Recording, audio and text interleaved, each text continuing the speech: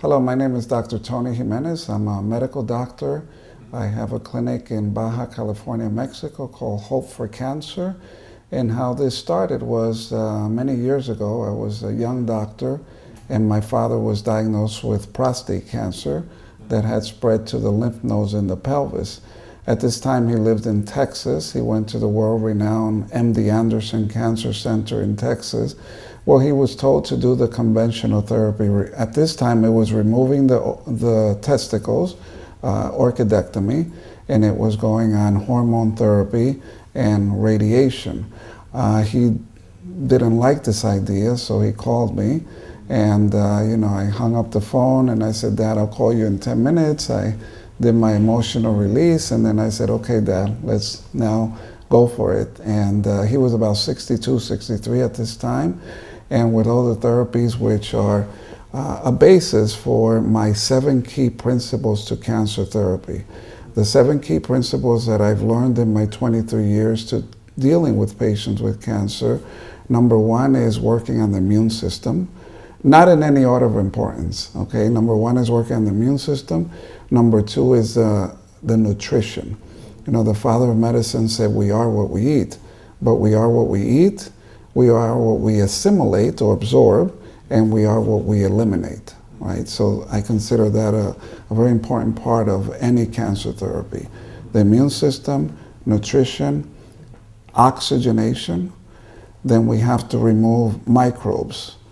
Parasites being one of the most important ones that we have to remove, because more and more science is knowing that microbes, be it parasites, fungus, bacteria, viruses, play a very important role in cancer and many chronic diseases. I was part of a study in Europe where we studied 500 cancer patients of different types of cancers.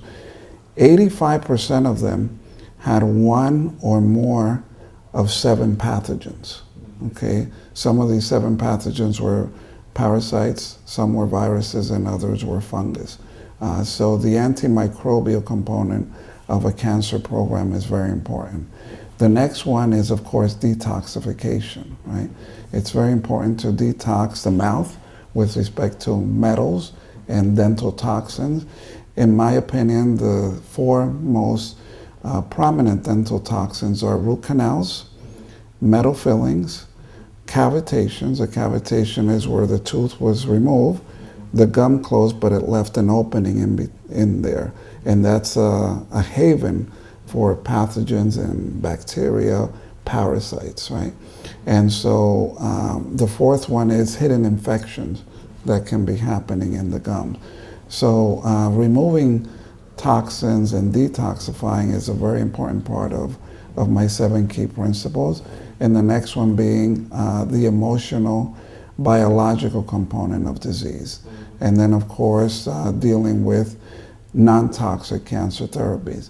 And these 7 principles are the ones that I adhere to when I work with my dad, and 23 years later working with all the patients that come to Hope for Cancer Baja.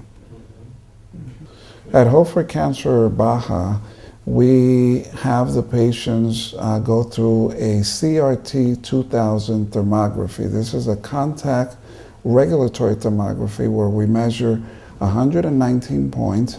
The patient goes through a cold challenge of 10 minutes where the temperatures in the room is about 74 degrees Fahrenheit. And then we measure the 119 points again. What we want to see is how the body regulated, because for health, it's all about regulation and homeostasis. Homeostasis meaning balance or equilibrium. When there's balance that's disrupted due to toxins, due to parasites, due to poor nutrition, then disease starts setting in.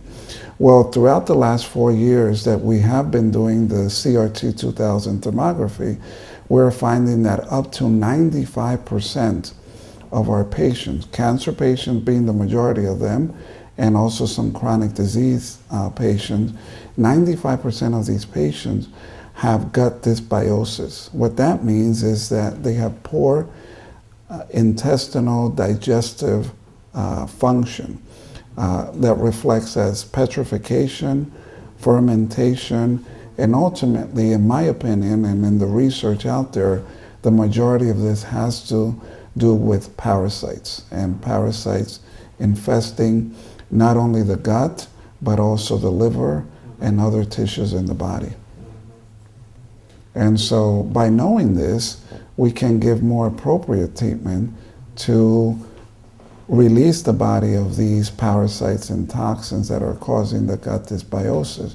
And Dr. Clark's protocol is excellent in addressing this very, very important part of our health and of the healing process.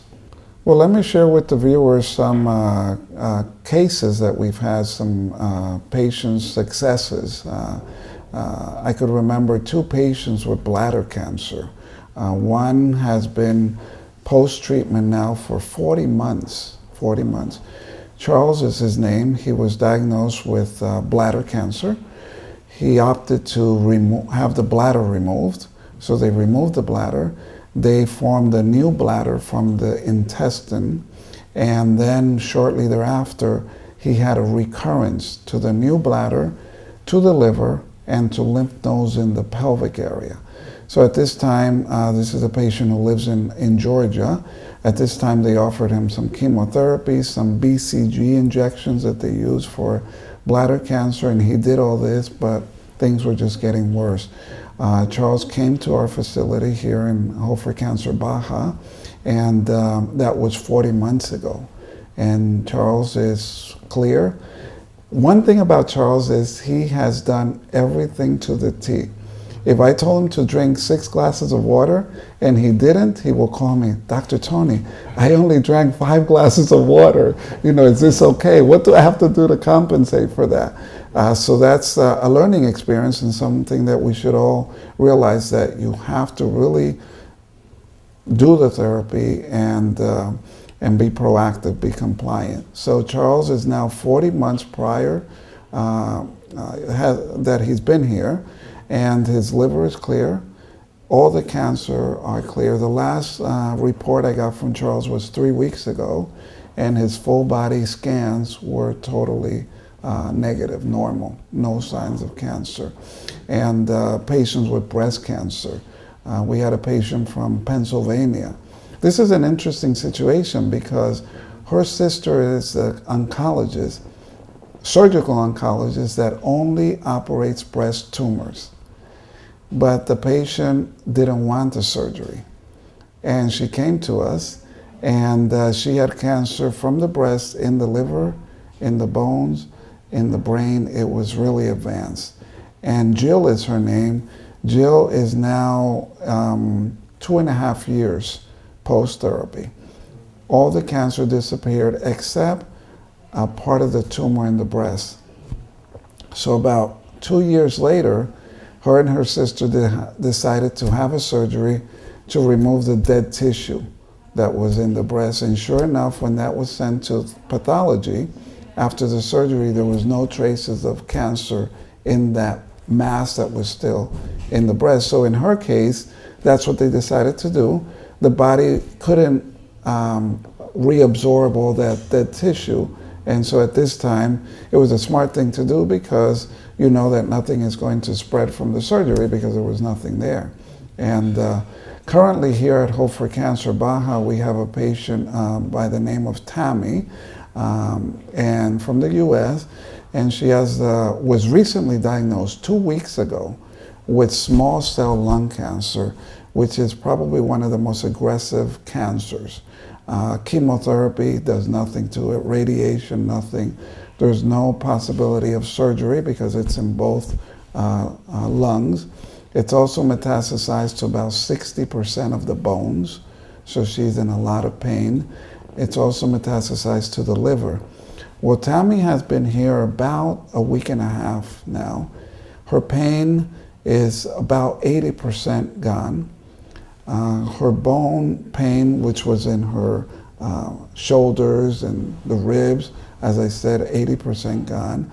Her cough, she was coughing almost constantly. I remember the first consult that I gave her, coughing and coughing and coughing. That's practically totally gone now.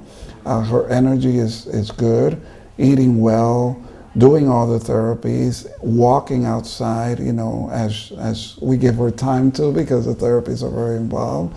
And so, of course, it's a short time, but so far, Tammy's quality of life is so enhanced. Only God knows how long she's going to live, but we do know that her quality of life is so much better now. She is now living to live, not to die. And that makes all the difference in the world. And so, when we hear these stories that are true, factual, we could really realize the potential of these programs and these therapies, the Dr. Clark protocols, when we get rid of parasites, when we eat correctly, when we oxygenate, when we change our mentality that now, we are going to live, right? We're not preparing ourselves to die. It makes so much sense to please everyone listening to give yourself that opportunity to heal in a safe, natural way where you will also have good quality of life.